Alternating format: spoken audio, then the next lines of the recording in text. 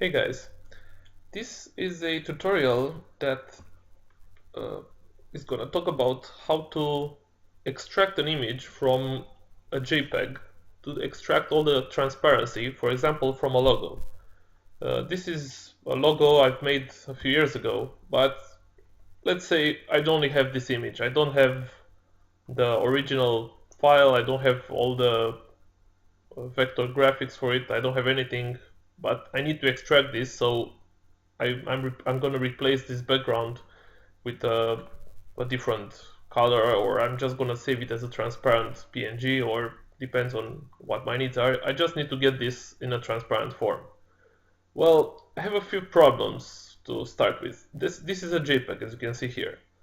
So first of all, it's not transparent at all. Second is that I'm getting all these artifacts, as you can see here, from compression. But more often than not, the clients are going to send you something similar and you just need to work with it. It's the only asset they have, and that's it. So I'm in luck in this time because this should be a solid color. So I can just choose the color from a zone which doesn't have too many artifacts. Of course, the edges are going to have artifacts, but the middle of these palettes are not going to have any artifacts in JPEG. So I chose the color here, and the way to create a mask from it is just copying the image. I'm going to select it all, copy it, and now I'm going to create a solid color from the color I chose earlier. So we consider this one fine. And hitting Alt, keeping Alt pressed on your keyboard, just click on the mask. This will open your mask in a grayscale view. If you just paste the image here, now it's inside the mask. So I pasted the image which I had earlier in this mask, and to make this transparent, I need these parts, the gray part here, to be white because it should be 100% opacity, and the white bits to be black. So in this particular case, I will need to invert those.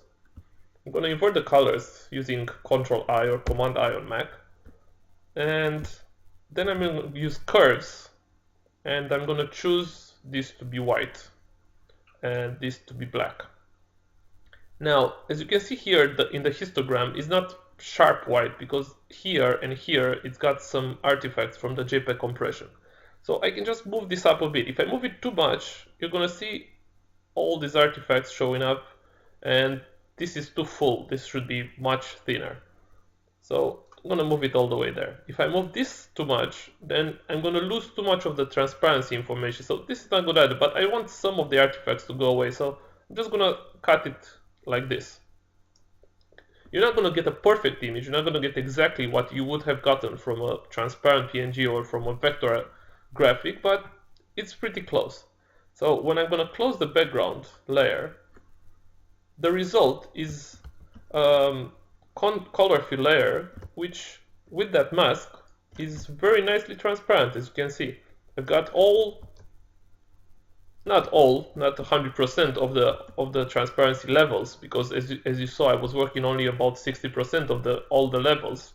So the thinner they are, the closer to the end of the spectrum, the more I'm going to lose from the levels of transparency, but it's very, very close, and as you can see, it's very, very easy to create. The result is a very accurate representation of the original image, and you get all the transparency levels. And you can work with this for more than one color. For now, I just used one color because the logo is monochrome, but you can do this for logos with many other colors. It's a very, very quick and easy way to create a mask, and this is something you can use for a lot of masking, which is done quickly and fast. And you're gonna see in my next tutorial a very good way to use this for images in which you need to obtain a good mask and you don't want to use this magic wand, which generates horrible masks, or the background eraser tool, which again is pretty good, but still has some issues, and you're never gonna get a perfect mask out of it. You're gonna get a good mask, not a perfect mask, something you will need to process afterwards. But this way, for really sharp colors, you're gonna get something very good, very fast.